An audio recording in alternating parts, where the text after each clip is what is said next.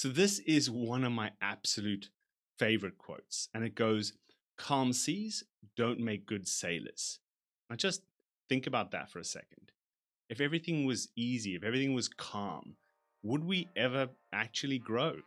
Would we develop the skills that are necessary to make us smarter, make us stronger, make us more resilient, make us more effective?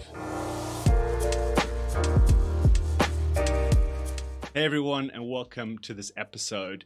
So today I want to talk about something that I think every fundraiser, every leader, and honestly every human being needs to hear, because let's be real, some days are just plain tough, right? The rejection, the pressure, slow sites, bad weather, it can really wear you down. But here's the thing, as cliche as it sounds, those days, those are the ones that build you.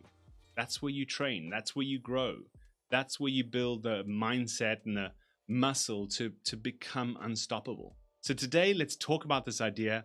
And at the end of the video, I want to give you 3 really practical ways that you can apply what you learn. So we all love the good days, right? The easy yeses, the flow, smashing targets. But if every day was like that, would we ever get better? The unfortunate truth is that most of the time growth doesn't happen when it's easy, doesn't happen when it's calm. It happens in the struggle, it happens in the challenge, it happens when we're out of our comfort zone and we're really being stretched and have to prove what we're made of.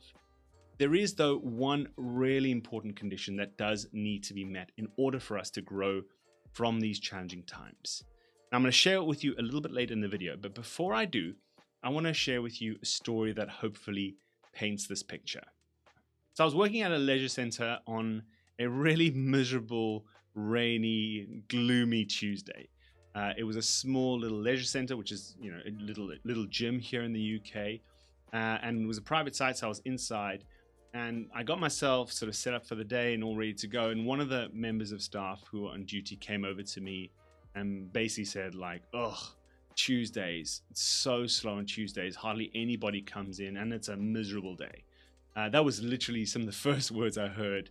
And you know, in that moment, I had one of two options. I could think to myself, great, waste of the day, why the hell did they put me out here? Or I could ask myself, okay, what am I responsible for? What can I control here?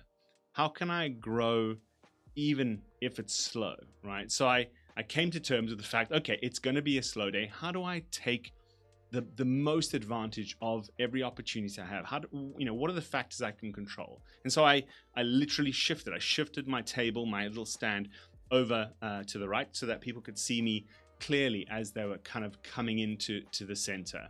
I spoke to one of the guys on staff and was like, you know, what sort of people come in here? What's the crowd like? What's the vibe like? And he's like, well, you know, laid back. A few people come in for a gym session or a quick swim, but pretty relaxed, chilled crowd. So I thought, okay, I've got to sort of match that energy. I need to make sure that I'm relaxed. I'm not putting pressure on people.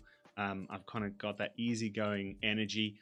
Also, they're not in a rush, so they're probably going to have time for a bit more rapport. So I really want to lean into the rapport to maximize the fewer opportunities I'm clearly going to get today. And, you know, and it was really an opportunity to practice being present, being really in my body, in myself, be as present as possible in every interaction that I had, and really try and, you know, deepen those connections. I also had like a new little story I was working on, so I had time to kind of rehearse that story, you know, between, you know, people coming past, and really kind of stay sharp, keep my energy up. And I did a whole bunch of little things through the day. And, you know, it was a really slow day. I think I spoke to, maybe 6 or 7 people all day, despite my great efforts. But you know what? I signed up most of them and I smashed my targets for the day. But you know what? Even more than the numbers, I walked away better because I chose to see that slow day as a training day, not as a punishment. I saw how I could optimize what I was doing, how I could adapt myself to that circumstance and still succeed. Now, I wouldn't lie to you and say that, you know, every time I've approached the day like that, I've had that same level of success. But I can tell you for sure that I've grown and developed every single time. And this is what's true. The day doesn't define you. It's your response to it that does. right? If I'd brought that dead sight, what's the point story, I wouldn't have moved my setup. I wouldn't have adapted my approach to meet the people or the site needs. I wouldn't have sharpened the way that I build rapport and really focused on connections. I wouldn't have refined my story, and I would not have succeeded. So I mentioned one really important condition that needs to be met in order to learn and develop from the challenges you face. And that is that the tough conditions will only grow you if you let them. Hard days are a gift, but only if you treat them that way. Challenging conversations can be an opportunity to train your objection handling. Quiet sites can train your intentionality and your presence. Bad weather trains discipline. Rejection trains resilience. And obviously there's lots of other lessons you can learn from these challenging circumstances. But if all you do is resist the day, resist the circumstance, and wish it was different, you will miss the lesson. So here's another great quote, and it comes from Stoic philosophy. And it goes, "The impediment to action advances action. What stands in the way becomes the way." You don't become great despite the hard days. You don't become great despite the challenges you face. You become great because of them. So I promised you earlier some really practical ways that you could take action on this. And so here are 3 things that I found really powerful. Number 1, reframe those tough days as training days, right? That hard situation, circumstance, site, whatever it might be. Think of it like reps in the gym, right? Don't waste it. Try and understand, okay, what can I learn? How can I grow? How can I develop through this tough circumstance? Number 2 is reflection. Super powerful. I talk about reflection quite often, but reflect on what you're learning, right? Ask yourself after the session or even during the session, what am I learning today? What did I learn today?